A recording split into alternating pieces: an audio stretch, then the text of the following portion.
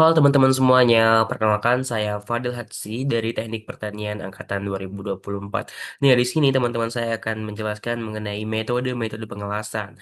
Nah, teman-teman perlu pahami bahwasannya kita tahu nih, banyak sekali metode-metode dalam pengelasan, mulai dari metode secara langsung ataupun tidak langsungnya. Banyak sekali teknik yang digunakan oleh para pengelas ataupun teknisi dalam melakukan pengelasan.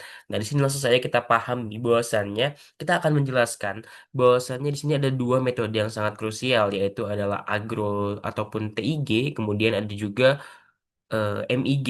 Nah, di sini saya harus kasih tahu ya teman-teman, bahwasannya kita tuh perlu memahami hal ini. Kenapa? Karena ini sangat dibutuhkan dalam hal teknisi nih. Nah, di sini tentunya kita gunakan untuk penyambungan logam lunak ataupun logam yang tipis. Nah, kenapa? Kenapa ini sangat perlu? Karena tentunya di dalam hal ini kita perlu pahami bahwasanya banyak sekali metode-metode dalam pengelasan yang perlu kita uraikan. Tidak hanya sekedar dalam hal eh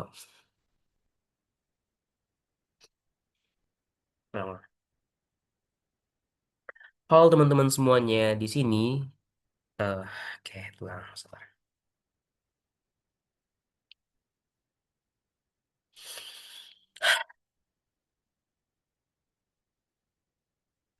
Halo teman-teman semuanya, di sini saya akan menjelaskan mengenai dua perbandingan metode dalam metode pengelasan ataupun teknik pengelasan. Nah, di sini kita pahami bahwasanya kita akan khususnya di sini kita akan membahas mengenai TIG dan juga MIG ataupun agro. Nah, di sini kita perlu menentukan metode mana yang paling sesuai digunakan. Oke, kita masuk ke dalam kasus penjelasan. Misalnya, kita punya kasus penyambungan logam tipis seperti aluminium, ataupun logam baja ringan, biasanya kita membutuhkan ataupun digunakan dalam bidang perbengkelan pertanian ataupun bengkel-bengkel lainnya. Itu adalah dalam kondisi tertentu kita perlu membandingkan kira-kira mana sih yang lebih efektif, mana yang lebih efisien dan juga mana yang lebih kita butuhkan. Baiklah, di sini kita akan bicara mengenai kualitas sambungan, kecepatan dalam pengerjaan, dan juga dari segi aspek keselamatan ataupun ketiga. Kenapa? Karena tentunya teman-teman perlu pahami ini penting dalam hal pengerjaan ataupun lain sebagainya. Oke, dari sini sudah ada tadi saya jelaskan bahwasanya ada metode TIG ataupun MIG di sini kan kita perlu pahami dulu bahwasannya penjelasan mengenai TIG. TIG itu adalah elektroda teknik diciptakan busur, kemudian ada filler ditambah manual serial operator, kemudian ada kontrol panas sangat berbeda. Nah, sedangkan MIG itu kawat diumpan terus melalui gun ataupun pistolnya, kemudian ada juga kawat yang berfungsi sebagai elektroda dan juga kawat yang bertindak sebagai pengisi. Jadi dia itu mengisi secara langsung, teman-teman. Nah, di sini beda dengan TIG yang dia menggunakan tambahan, bisa ditambah secara langsung. Nah, di sini kita perlu pahami bahwasannya dalam TIG ini sendiri, yaitu adalah metode ini sering digunakan elektroda tungsten. Kenapa tungsten? Karena yang tidak habis atau dilindungi oleh gas argon. Kelebihan utamanya adalah hasil lasnya ini sangat rapih dan bersih atau presisi. Kenapa? Karena tidak ada yang mengganggu di situ. Kemudian eh, jadi sangat cocok digunakan untuk material tipis ataupun pekerjaan yang sangat membutuhkan kualitas yang tinggi. Sedangkan kita tahu bahwasannya yang MIJ ini adalah menggunakan kawat elektroda. Ya, kenapa kawat elektroda? Karena dia mengisi langsung, jadi dia langsung mencair, mengisi celah-celah ataupun sambungan pengelasan. Jadi prosesnya itu lebih cepat dan lebih mudah digunakan. Tidak perlu menambah secara langsung dengan menggunakan dua tangan. Jadi bisa menggunakan satu tangan saja. Metode ini cocok digunakan untuk pekerjaan yang membutuhkan efisiensi waktu, sehingga lebih cepat, tidak membutuhkan waktu yang lama.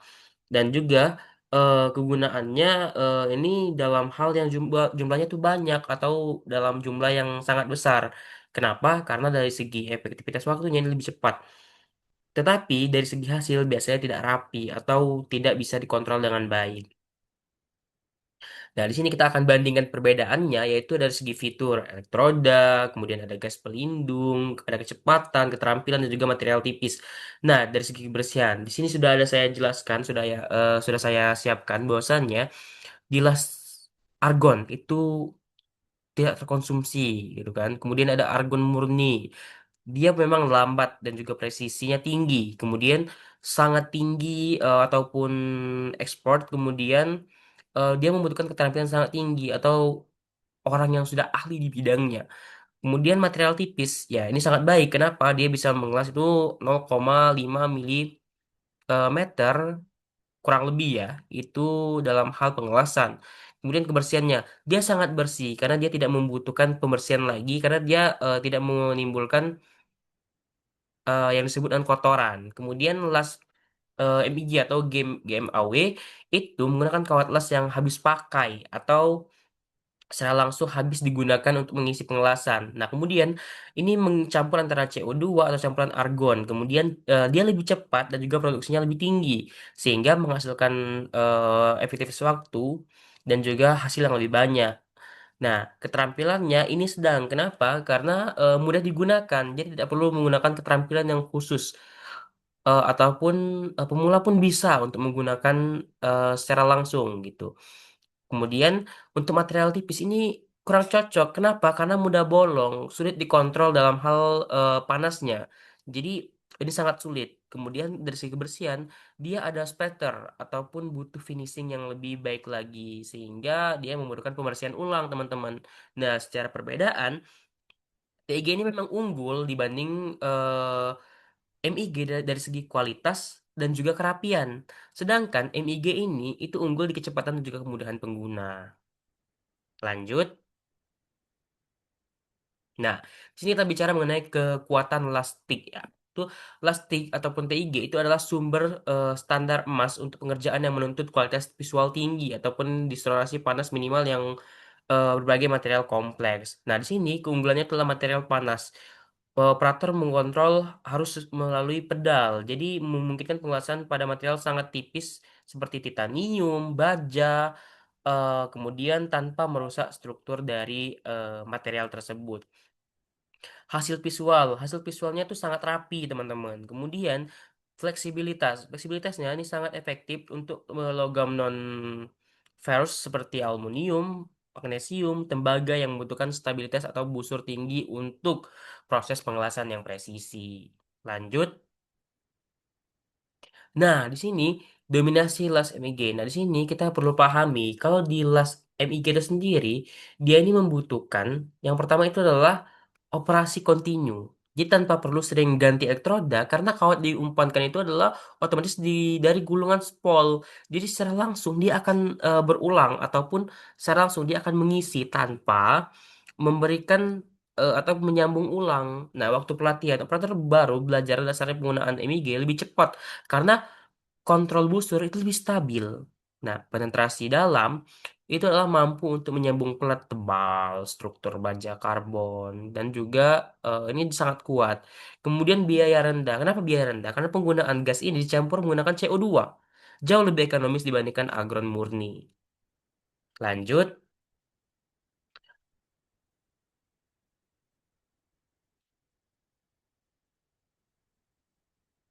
Oke, lanjut. Kita akan bicara mengenai efisiensi las. Dan sini MIG atau eh, versus TIG itu membutuhkan korelasi kecepatan pengerjaan detail estetika. Hasil las ditentukan dari analisis ini. Yang pertama, speed, kemudian high speednya dan juga time saving. Nah, di sini analisis menunjukkan bahwasannya MIG mencapai kecepatan 2 sampai 3 kali lipat melalui tik menghemat waktu 90% waktu pembersihan yang memberikan hasil akhir lebih estetik atau lebih baik ya. Oke, metode-metode penggunaan dan biaya. Lanjut. Oke, nah di sini kita sudah selesai dalam bicara mengenai apa itu lasnya sendiri.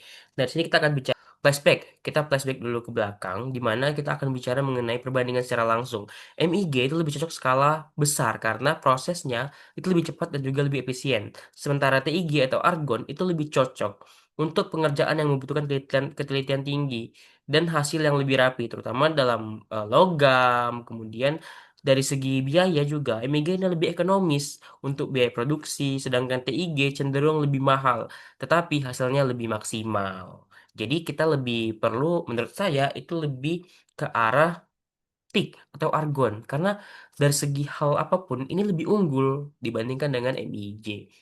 Oke, kita bicara mengenai K3. Ini penting. Kenapa?